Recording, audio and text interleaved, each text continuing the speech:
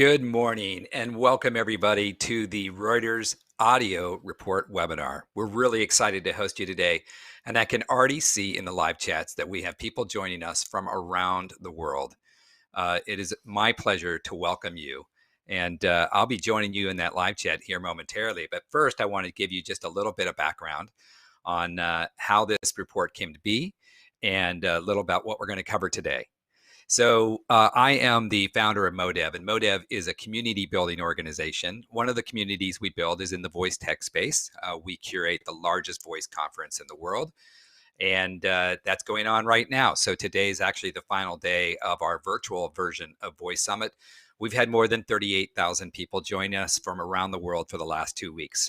This webinar kicks off our activities for today. So welcome. In June, we hosted a 24-hour live stream event called Voice Global.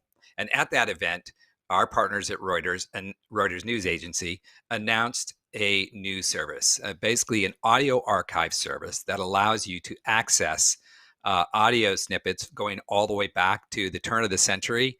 It's a massive archive. They also have curated daily news clips that people can access on the fly. This kind of service fits into the reality of our new world, where we're accessing information in new and different ways, a lot of times through voice assistants that may be sitting in our home, but maybe through the mobile applications that we're already using, or in our car, or the information the last few years. And that's a lot of what our discussion is going to be about today. And the registrant to this webinar, you are going to get an exclusive copy of the report that Reuters just completed, and it is a fantastic report. It is chock full of key information. We had about 500 professionals from around the world answer this report, and it has so many keen insights and data that is just fresh off the presses. So we're excited for you to get a copy of that report, and it will be emailed out to every registrant of this webinar at the conclusion of today's event. So to get us going here, we have an introductory from Emily Quinn. Emily Quinn, and she is with the Reuters News Agency. Let me tell you a little bit about Emily.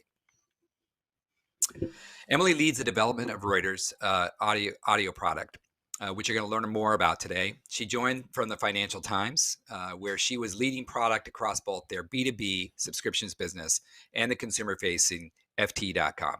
She brings a wealth of expertise in product development and product marketing, built up over nearly 10 years within the news and media industries. We're really excited to have Emily have this lead-in presentation for us, and then we're going to go right into a panel at the conclusion of Emily's introductory presentation. Our panel includes Zoe Murphy with the BBC and Nick Newman with the Reuters Institute for the Study of Journalism at Oxford University. And I will get more into their bios when we bring up that panel. But just suffice to say, we have a wealth of information and a wealth of experience at our fingertips today, and I'm really looking forward to this conversation. You can join us here in the live chat. We also want you to join at Reuters Audio. So hashtag Reuters Audio if you're on Twitter.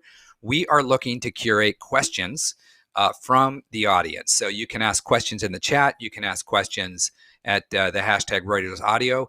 We're going to pick out a few of those questions to answer when we get to our panel, which we're really looking forward to. But first and foremost, I want to welcome Emily Quinn with Reuters News Agency to kick us off. Emily, take it away. So thanks, Pete, and thanks everyone for joining today. I just want to start off with giving a little bit of background about the report. So some of you may know that Reuters launched their first audio product at the Global Voice Summit back in June. And as well as launching the product, we also saw an opportunity to hear from the audio and voice community and gain some insights around what type of content and technology you're using, the key stakeholders, distribution channels, as well as what you see as the benefits and opportunities and challenges within the industry. So between June and July, we worked with Modev to send out a survey to the attendees of the Voice Global Summit, as well as the Modev database. And also we distributed it across various social media platforms. And we ended up with a total of 343 respondents. In terms of the profile of these respondents, the main locations that they were based in are the US, India, and the Philippines. The location was slightly skewed because of the database that we sent this out to. And just under half of respondents worked in senior management positions in the areas of software development, product planning and design, as well as digital marketing and around AI and machine learning. So it's not surprising that the majority of respondents work within the technology sector, but also a large amount work within government and education and publishing, news and media. 80% of respondents also said that they work with audio and voice technology or content. And the majority of them use both raw format and ready to publish content, showing a balance between the need for ease and speed, as well as a capacity to edit and curate content. We also found that 55% of respondents produce or use content at least on a weekly basis, with almost a quarter of them using it on a daily basis. Then digging a little bit deeper and looking at the different types of audio content and tech that our respondents are working with or producing, conversational AI technology and skills and action functionality top the list, with more traditional content like podcasts and music coming in at third and fourth on the list. Also to note, 1 in 5 respondents said they were actually producing or working with voice search optimization, which shows a rise in this kind of technology. We also asked who tends to use the content and tech that respondents are producing. And unsurprisingly, given the answers to the first question, it was voice assistant platforms that topped this list, with digital media companies in a close second.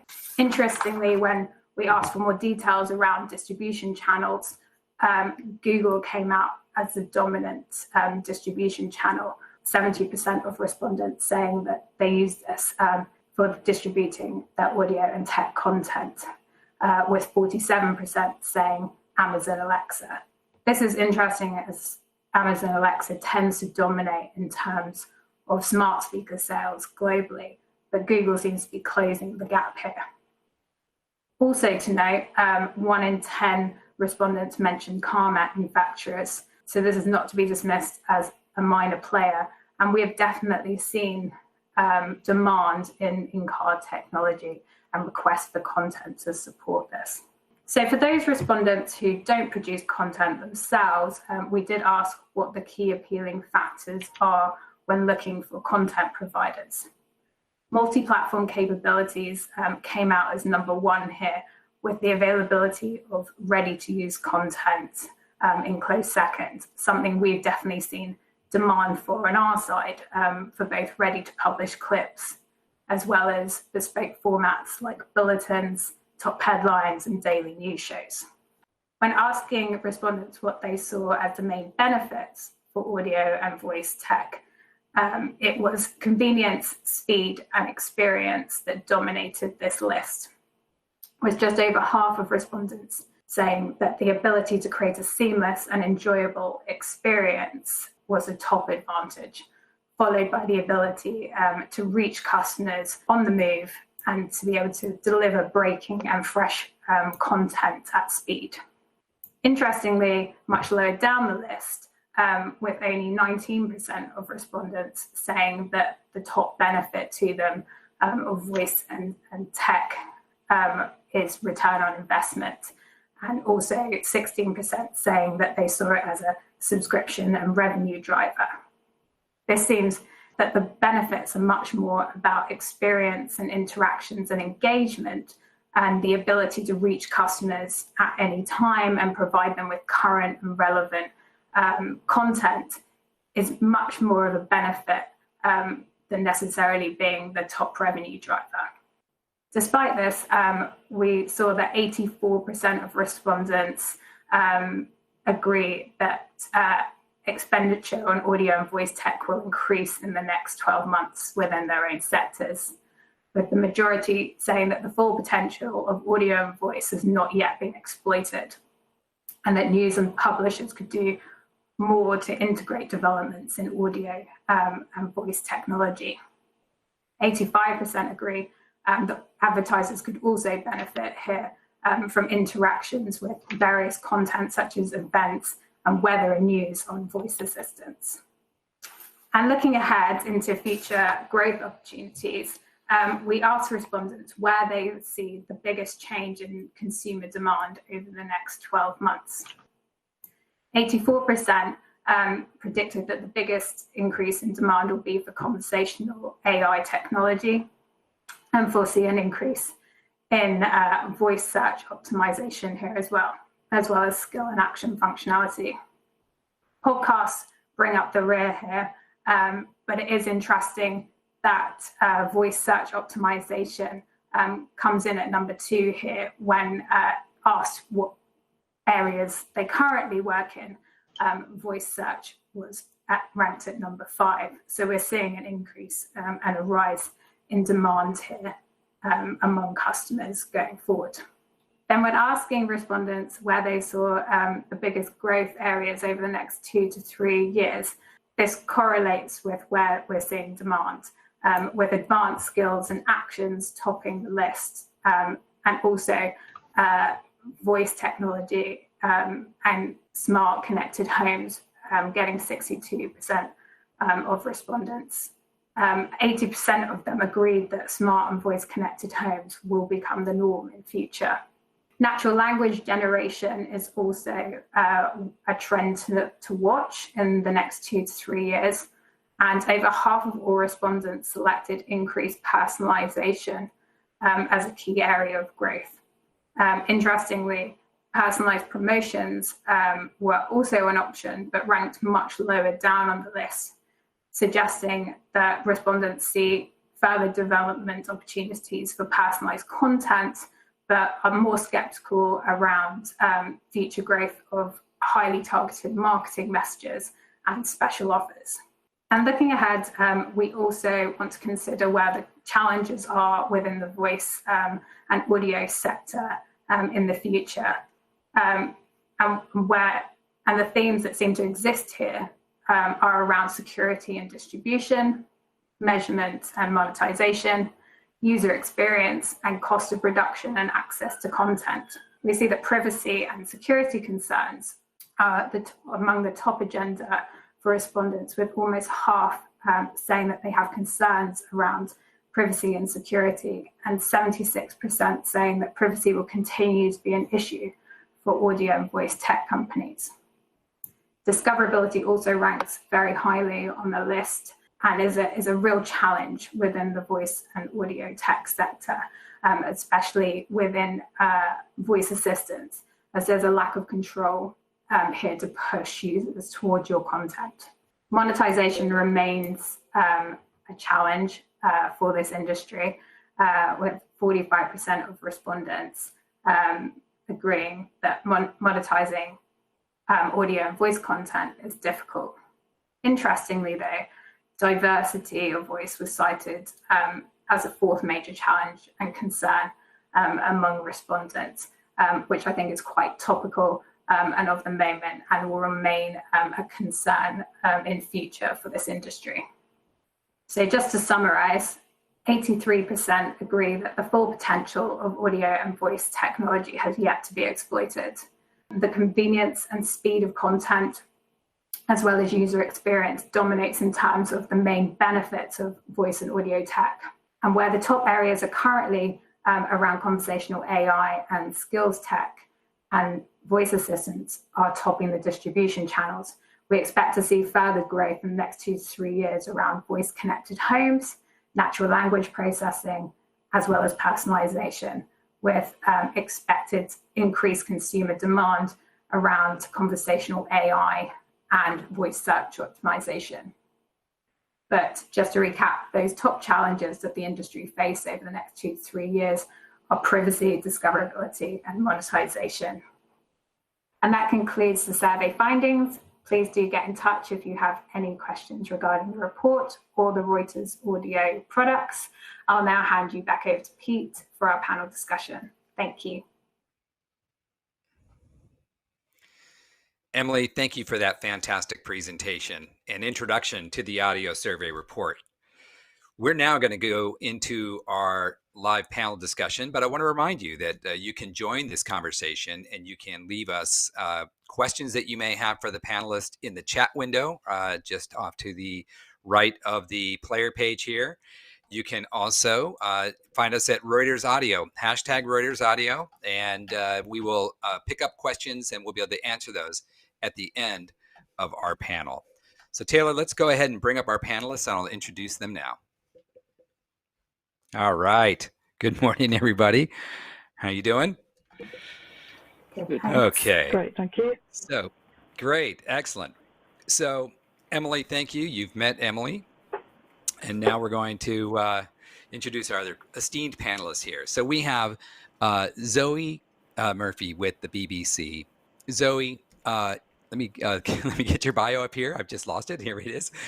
Zoe is a member of the BBC Voice Editorial Leadership Team. She's got specific responsibilities for the development of innovative, high-quality news services on third-party voice platforms, and now also the BBC's public service AI assistant. Before joining Voice, she worked in the BBC's research and development department on the Internet Futures team.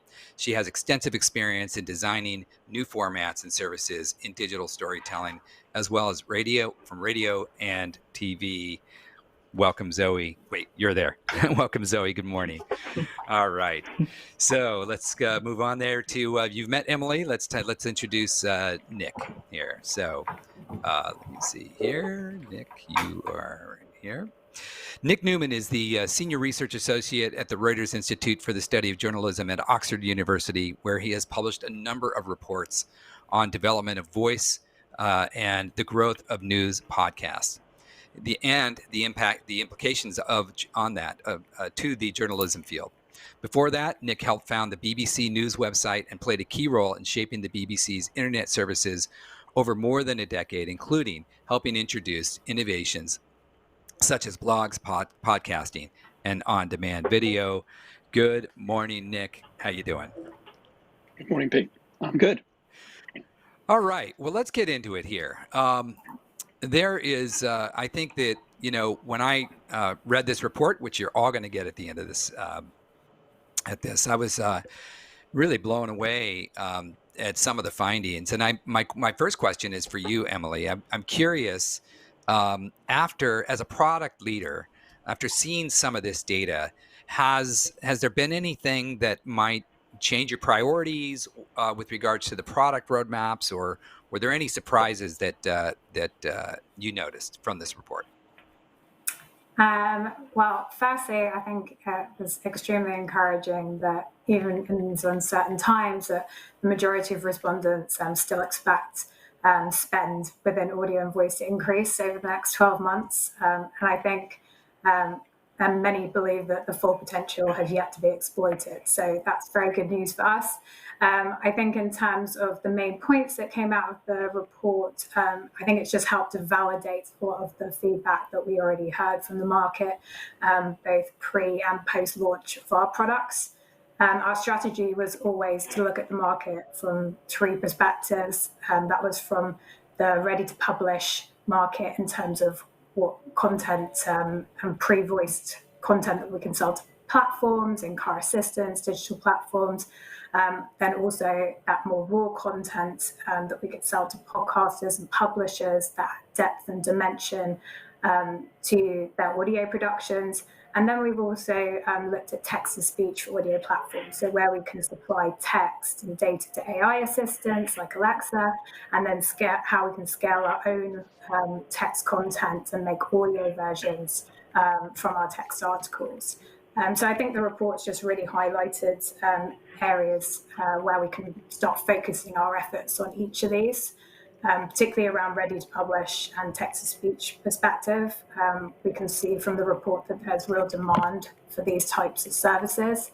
that can support the areas of growth that they're predicting over the next 2 to 3 years. Reuters already actually provide tech services to some of the major platforms to provide text-to-speech solutions for voice assistants. And actually during the pandemic, our coronavirus data has actually been very popular in terms of answering questions that users have around those. So I think the need for these kind of insights and explainer content is going to grow as well, and something that we probably want to explore more of in the future. I also think it's interesting that one of the main benefits pointed out was the ability to deliver news and fresh content at speed and the availability of real-time content. I think that's definitely an area that we want to improve on and concentrate on. We're already looking at how we can provide more real-time content, and obviously Reuters is known for breaking news, so how we can move that into audio format as well. And I think we're probably quite uniquely placed in that we have a B2B and a B2C market. So from a B2C perspective, we resonate with our B2B customers, and that we see the benefits that audio and voice has for customer experience. But we also face the same challenges that they pointed out in terms of discoverability and data and monetization. And as we're really launching our own Reuters.com site, these will be among our priorities to look at how we can use audio to improve our customer experience and help grow audience and engagement, and how we monetize that. Well, thank you. That was you covered a lot of ground there. We're going to get to some of the points that you made, but my next question is for you, Zoe. As somebody who plays a key role at the intersection of innovation, voice, and AI at the BBC, you're right in the thick of like all of this transformation that's happening.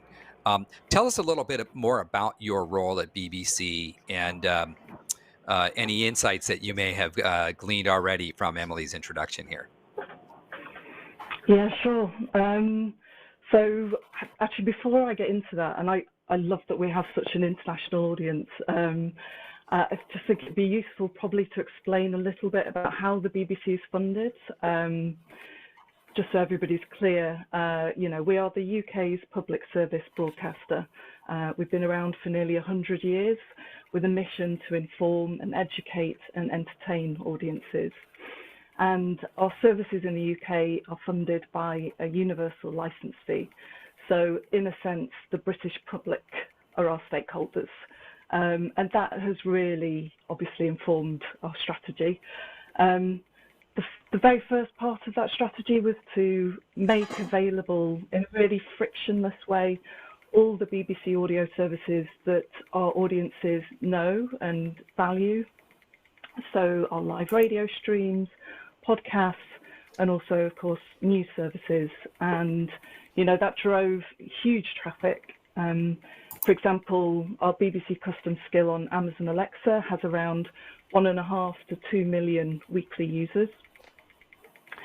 That early move in the news space as well, back in 2016, also secured us prominence, by which I mean, we are currently still the default provider on Amazon Alexa, Google Assistant, and Apple Siri in the UK. So, when you say, what's the news, you'll get the BBC by default. And, in the last 12 months, we've served, hundreds of millions of bulletins. But I think there was always this understanding that that was not going to last.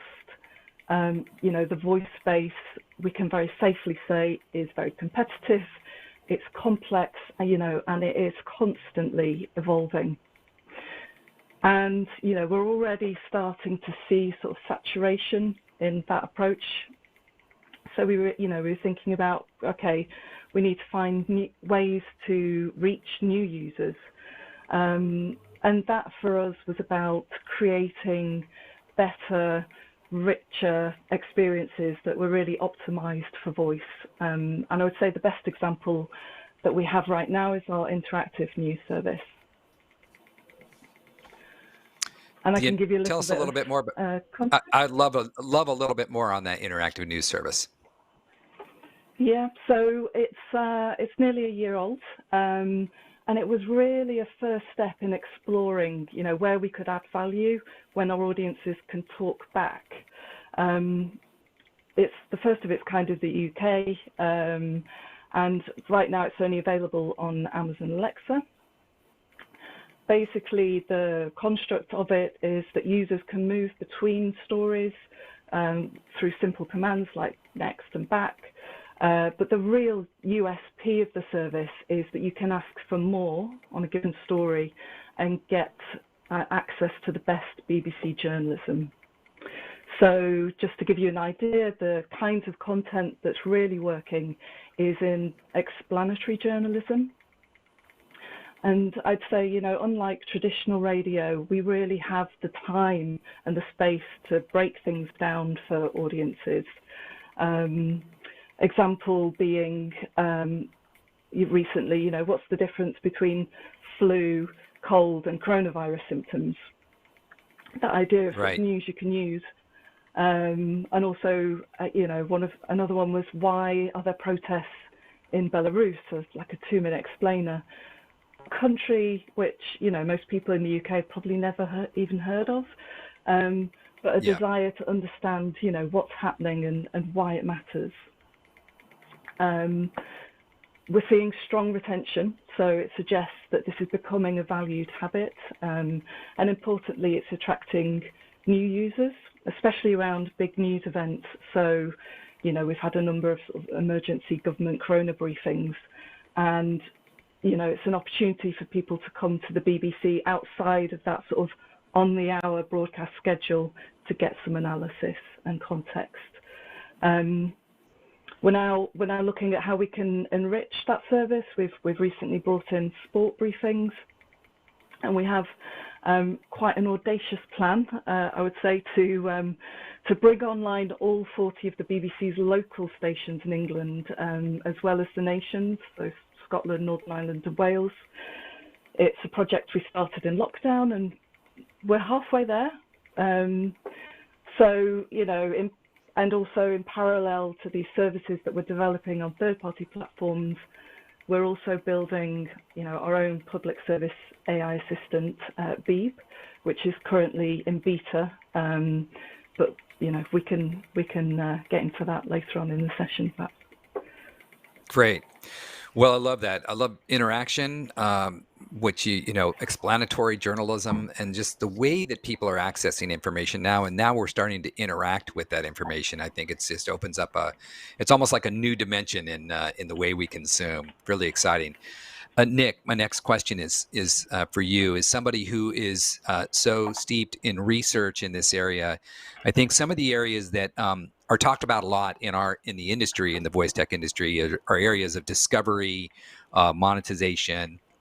And if you could share anything in your research around these areas, and I think another thing we'll probably touch on is privacy, but maybe initially, can you share with us a little bit about some of the research going on around discovery and monetization? That would be great. Yeah, I mean, Zoe touched on the incredibly competitive space, and if you talk to publishers, as we have, about some of the motivations for getting in, some of the challenges they talk about are the ones that were highlighted in the report. So, how do you get your content discovered in this incredibly competitive landscape?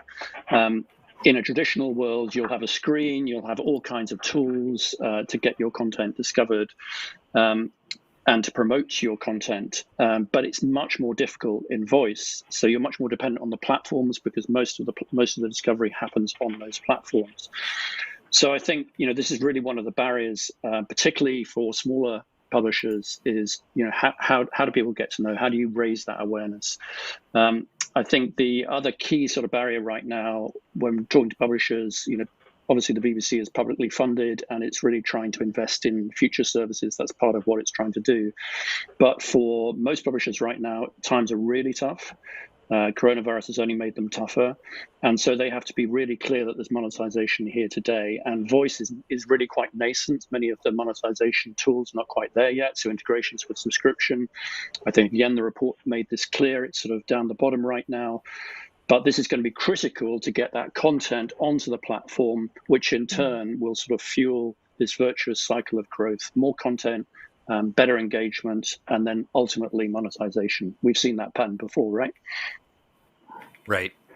Yes, no, ultimately. And I think that's not just on the minds of so many that are in this space. I think that everybody knows the opportunities there, or they're already engaging at scale in it. And I was impressed by Zoe, your statistic about the number of engagements you're having on a weekly basis. I think close to 1.5 million. That's the numbers are getting impressive.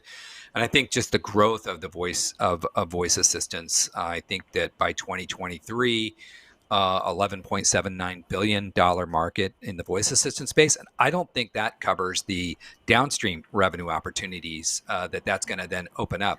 Certainly challenges to overcome. Let's talk a little bit. I would love to. The question comes up a lot about privacy, and I think that it's an important aspect to this business. And I don't know who wants to take that. Maybe Nick, you can comment on it as well. But if anybody wants to talk a little bit about that, because it is and I think it's almost maybe more related to consumer behavior as we get more comfortable. When we look at new platforms when they come into the market, that is like one of the first things. Going back to when the internet first started, privacy was a big issue. We seem to have gotten over that. And then with smartphones and apps, and now we're here with voice assistants. Do we see this following a similar trend where it's a matter of people getting used to the idea initially, and then kind of breaking down those barriers to privacy? Yes, I think it's also slightly different. I mean, we did some focus groups around the UK and the US where we asked people. We didn't raise the issue of privacy, but it came up in every focus group. It was top of mind for people who had the devices, but particularly for people who were not yet using the devices. It was the number one reason why they weren't using them. And many of them had heard sort of nightmare stories that this thing was listening to you all the time, that it would be listening to you in the bedroom, people's worst fears, right? And I guess in that sense, it's different, as opposed to just sort of listening for the wake-up call. And so I think there's a lot of sort of awareness. There's a lack of trust generally in big platforms. And I think that this is a particular barrier for people not currently using those platforms. On the other hand, we have people who say, well, we've given away all our data already. And these were often many of the early adopters who were using voice already. But for other people, they just definitely need more persuading. I've called this era that. Go ahead, please. Yeah, well, I was just going to say, actually, to reiterate what Nick said, in focus groups that we've also conducted, people calling it spooky, buying these things and then just keeping them in a drawer. They don't want to, expose themselves to big tech. But I think in terms of the AI assistant that the BBC is developing, a core part of that vision is about creating an assistant that audiences can trust, and it's about being free to really, define our own privacy and ethical guidelines when it comes to voice and data. The BBC does hold audience data, and it's used to create better experiences for our audiences. But it's, the BBC sets out to create a gold standard in terms of what, sort of how transparent we are. Our users have the right to know what we do with their data, what we collect, and how we use it. And so that's something that's really embedded at the heart of this new assistant. Well, thank you. We have some great questions that are actually coming in from our audience. And I want to ask a question from Dave Howell. He asks, is audio seen as a premium content that should be paid for? And I'm curious, we talked a little bit, touched on, Nick, subscriptions, but is there premium content play here early on in this space? And anybody is welcome to take that one from Dave Howell. I'll have a go. I think monetization is one of the most interesting aspects of this. We've already talked about being quite nascent, and obviously a lot of people are looking at monetization through ads. So Some of that works really well. So basically traditional radio access through this, which is already commercially supported, that works well. Podcasting, again, the ad density works pretty well. There's an already existing model, and there's lots of money coming into podcast advertising in many countries right now. I think the difficulty is when you come with sort of short news bulletins, advertising is really hard because it's very interruptive at the beginning. And so, people are looking more at sponsorship or short stings in some way. But I think you've alluded to sort of the potential for paid models going forward. So if you take something like The Economist that have, as part of their subscription, you can read it out through voice, that lends itself really well to voice speakers. But trying to get those subscription interfaces to talk to each other, this is still very nascent. Some of it's starting to work. But I think when that works, there will definitely be paid content opportunities as well as sort of the free advertising model. And then, of course, one final one we should not forget is that the platforms are starting to pay for content. The platforms desperately need content, really good content, to drive usage of the and further sales of the speakers. And so in the sort of news space, they're paying a number of publishers to create this sort of atomized audio that you can then find through voice search. So I think all of these models will apply, but some of it's moving quite slowly.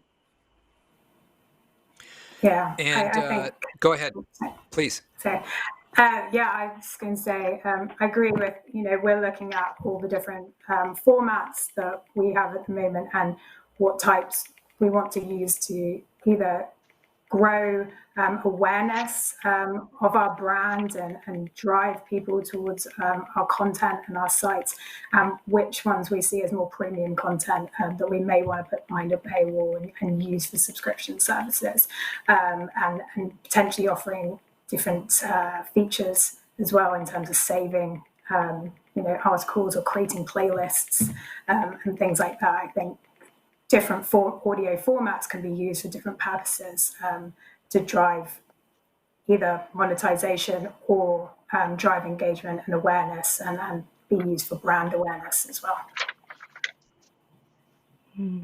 Excellent.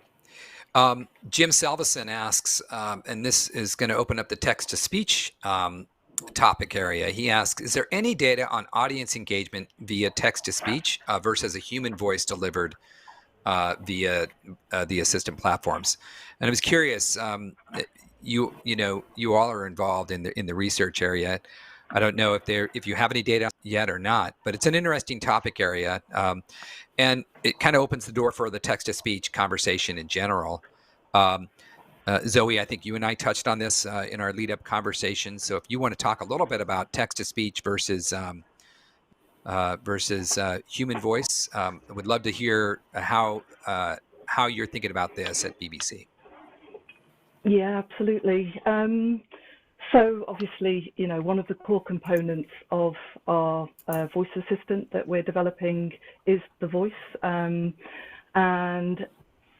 I think there's been huge strides in terms of, the synthetic voices and the prosody and the timbre. And, we've done this, we've created this voice through a partnership with Microsoft. And what it's really opening the door for is our ability to work at scale, I would say, to create hyperlocal, personally relevant services through data.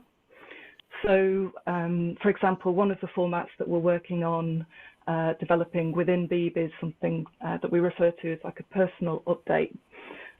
One of the features within that is Beeb synthetic voice giving you your local weather forecast. That is created by two weather APIs. They're essentially matched to a user's partial postcode, so the equivalent to a zip code in the US. And we're looking at ways that we can, perhaps deliver football results, or fixtures for your favorite team or local events near you. And the other way that the BBC is starting to investigate TTS is as a way that other BBC products and platforms can integrate this voice functionality. So we've spoken publicly about Project Songbird. It's essentially a text-to-speech capability for news pages, so basically reading aloud text articles. we did run, we just recently wrapped up a very small pilot on Global News Limited pages. So Global News Limited are a commercial company owned by the BBC, which is ex-UK. And a small percentage of people were using the TTS, but what we found was there was quite a deep engagement, so people listening for quite a long time, and these were on long form features. And I guess in terms of efficiencies, this really gets around the need for journalists or voice artists to produce an audio version of every article, or to revoice every time an article is updated. And coming back to monetization as well, there is opportunities here to monetize. So I think the current thinking for the BBC, again internationally, is when this is rolled out, the audio versions of the articles will be free, but potentially with ads that run before them, and possibly later on sort of wider sponsorship deals. And of course, TTS also offers the potential to expand. We're looking at expanding to a portfolio of voices potentially, that could read all different kinds of content. And also as an international broadcaster, we broadcast in 42 languages. The flexibility to perhaps be working, TTS through other languages too. Well, and thank you for that.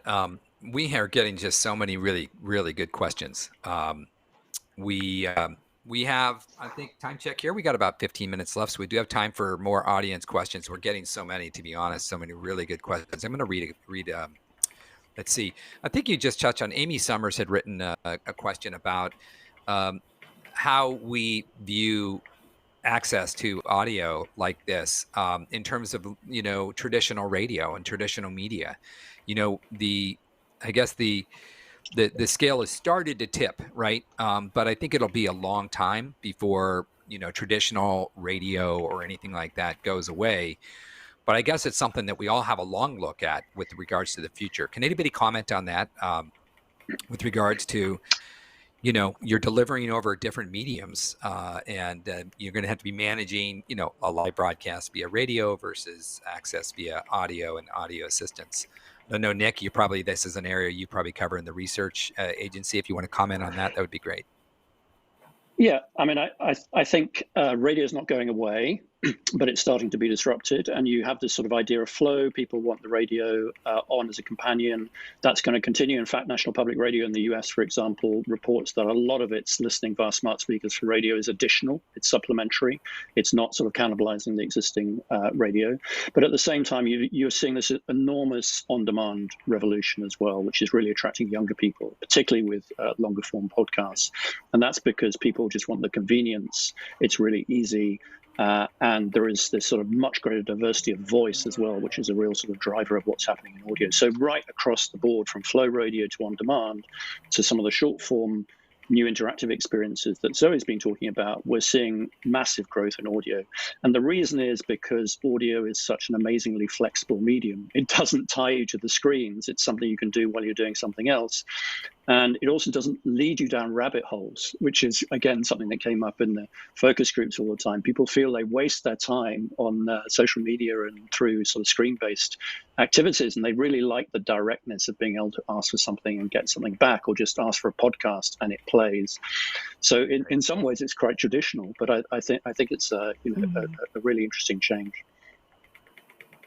Yeah, and actually on that point, and also just to obviously talking about TTS, but I think one really important thing to say is that, synthetic voices are not going to, they are not the death knell of the newsreader. They are not the death knell of audio. I think it's, the opposite, in fact.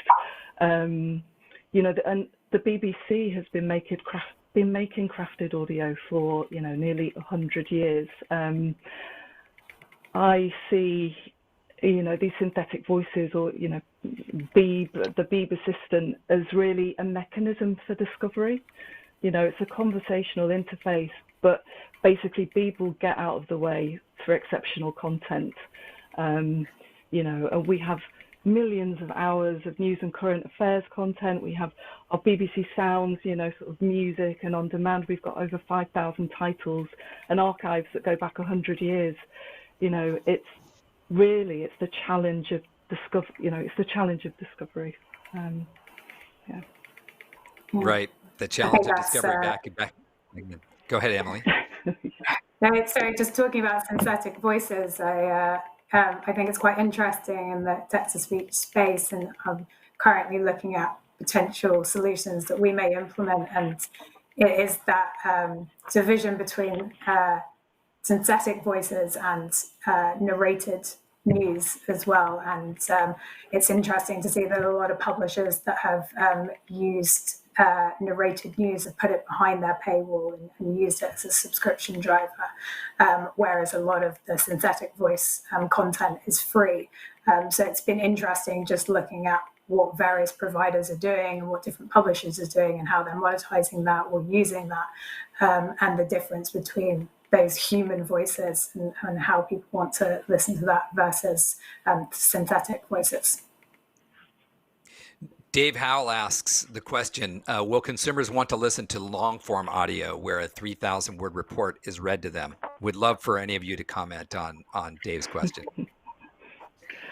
I'm not sure about a 3,000-word report, but just to Zoe's point, I think we're seeing a bifurcation between text-to-speech, which really allows you to scale all of these services and APIs and data, and then almost like a Netflix model at the other end, where you have sort of blockbusters. You have, really, really high quality audio content that is distributed through many, many platforms, not just through smart speakers. But what smart speakers are doing is putting millions of new audio devices into people's homes, so expanding the potential for these blockbusters. And so a lot of the big money is going into sort of these podcasts, many of which are now translated into sort of 6, 7, 9 languages. So we're seeing a lot of money going in at the top end, but then at the same time, it's amazingly democratizing, because in theory, anybody can create some of these new services as well. So it's very exciting. Another good question, and I think this is for. Oh, go ahead. Sorry, please.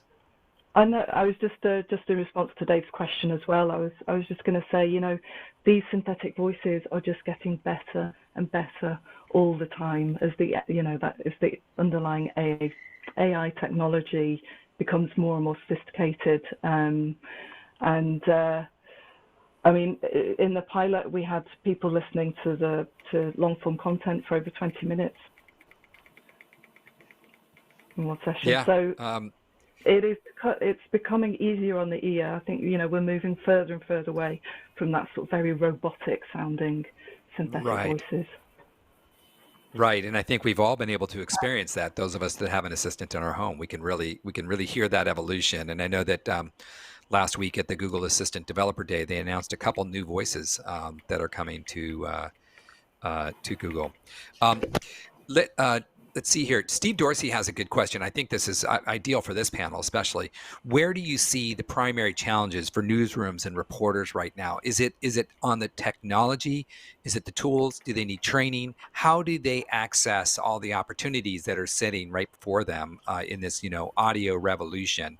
So, I think the newsrooms and reporters are interested to know from this panel, where would somebody start even? Is it a technology challenge, or is it really more about using the tools that are already there and just making sure that you have the right training? I would say... Sure, but yeah, go. Sorry, go for it. Okay, thank you. So in terms of, being a media organization and creating these new kinds of news experiences, I would say, for me, it's all about human-centered design. And it's absolutely, number one, is about creating something that's relevant and of value to your audiences. And, just through, from my experience, I'd kind of say there's 4 key things, really.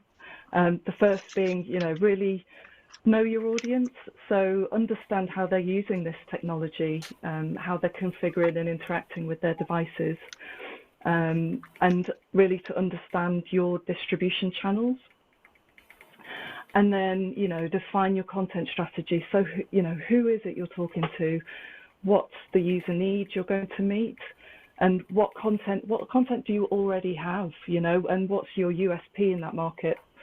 And then have some fun with it.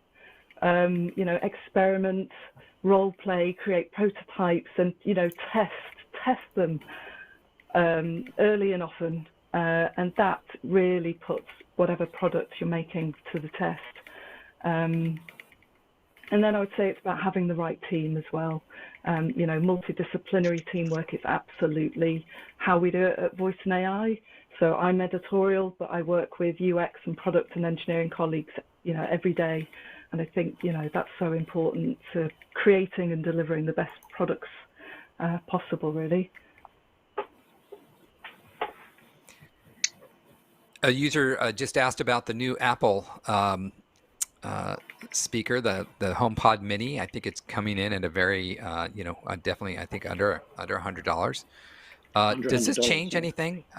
Yeah, does this change anything for any of you with regards to this market? And Apple has a different has a different idea of privacy than I think other organizations. So do any of you see this as having an impact in short or long term on the market? No, not particularly. I think Apple has lagged behind in terms of sales of smart speakers. That's partly because it's pricing. This obviously changes that. But what we see in most countries is it's either Amazon or it's Google. So in countries where this started, like the US, UK, it's primarily an Amazon world. But in many parts of the world, it's a Google world. I mean, Google have been faster to sort of push into different languages. So it's primarily or majority Google.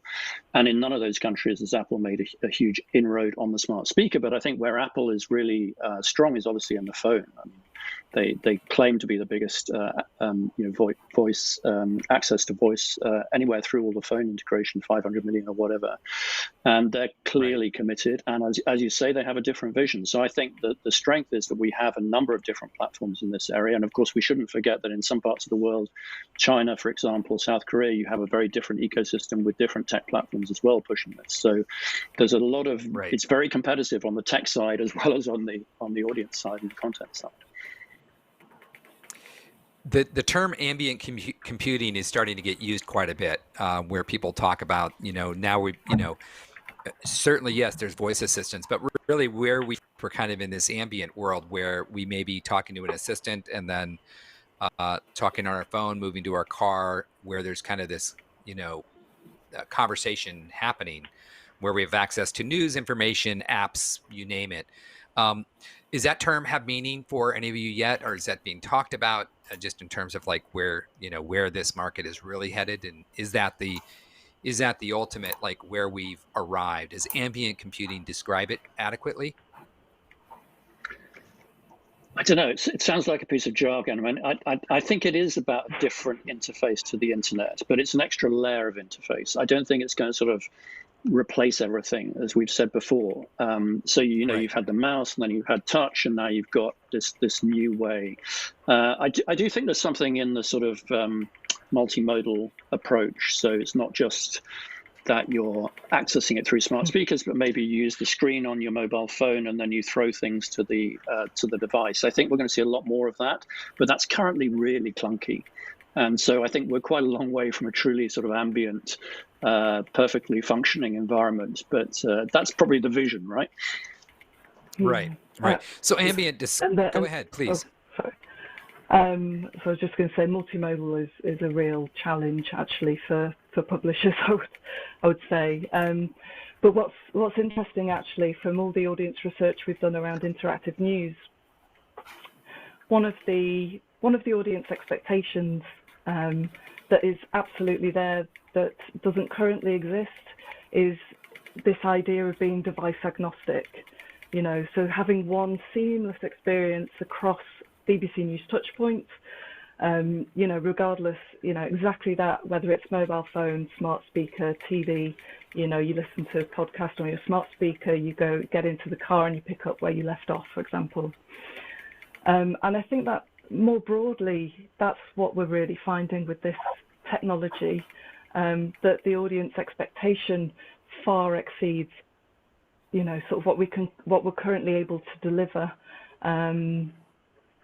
There's also, from our research as well, there's this expectation, certainly around personalization, and this idea of intelligent bulletins, so that BBC News will learn what you don't want, based on what you skip, or intelligently surfaces or prioritize what it thinks you'll be interested in.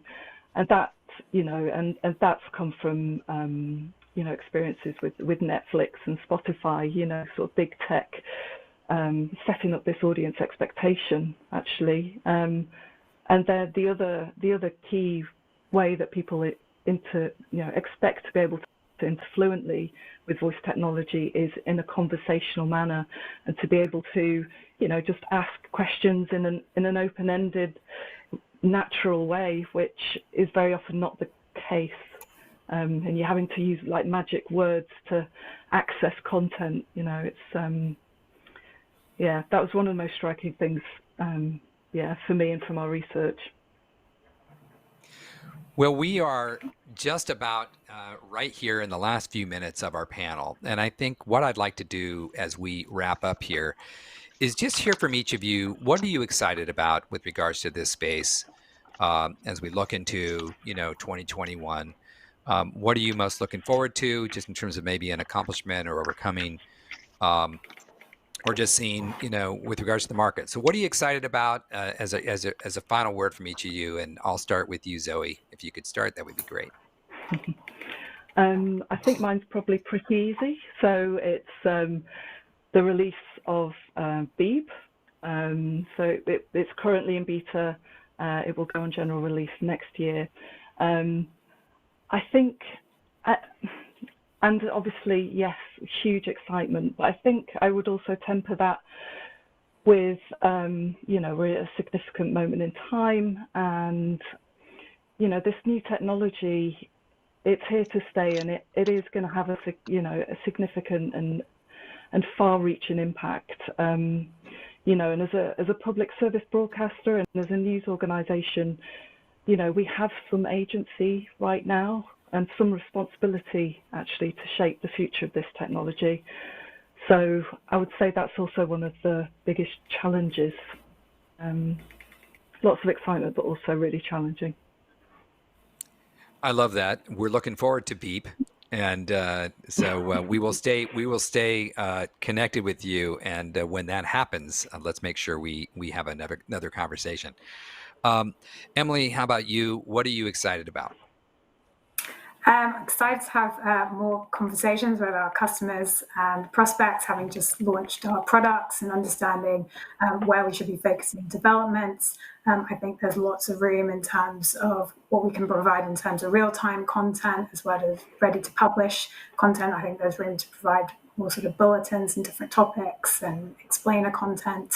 And also, as we're relaunching our new consumer site as well, understanding how we also can use audio to engage our audiences, provide those better customer experiences, and also looking at how our monetization strategies as well around that. If someone wants to get more information about your audio services, where would they find that? Yeah, absolutely. They can go to our website, reutersagency.com/audio. You can fill in a form there and we can send you over some information, and also on the report you'll receive all the contact information's on there as well. Great. Thank you so much. Nick? Great. Thanks, Pete. As a researcher, what excites you? So I'm obviously interested in journalism and how these devices can be used and platforms can be used for journalism. And I think so far it's been quite disappointing for many of the reasons that we've talked about. So only a small proportion of people are using these devices regularly for news. And what I'm hoping this next year, that is going to change. And I think sort of some of the innovation that Zoe's been talking about, some of the sort of ability to dial right into a story, to get explainer content, to ask questions. I really hope we're going to see a lot more innovation in this area. But generally, I'm just excited because my background is in audio. I love audio, and I just think this is a fantastic time for innovation in audio content, audio formats, audio distribution. It's a time of innovation, and I think that's been apparent on this panel. As everybody that joined us today has been pushing the envelope on innovation, and I think we need to have a follow-up conversation to see where we are again in a few months. That would be great. But for now, I want to thank each of our panelists for taking the time to join us. What you may not see behind the scenes is all the lead up and preparation that goes into hosting a panel like this. And we want to thank you so much for the time that you put in to making this possible.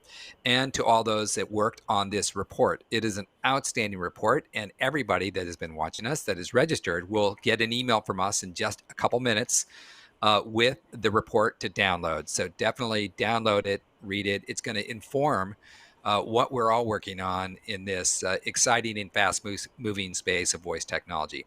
I want to thank our partners at Reuters News Agency for supporting this webinar. And I want to thank all of you for joining us today and all the great questions. I'm sorry we couldn't get to all of them, but it's been great to see all the interaction and all the great questions.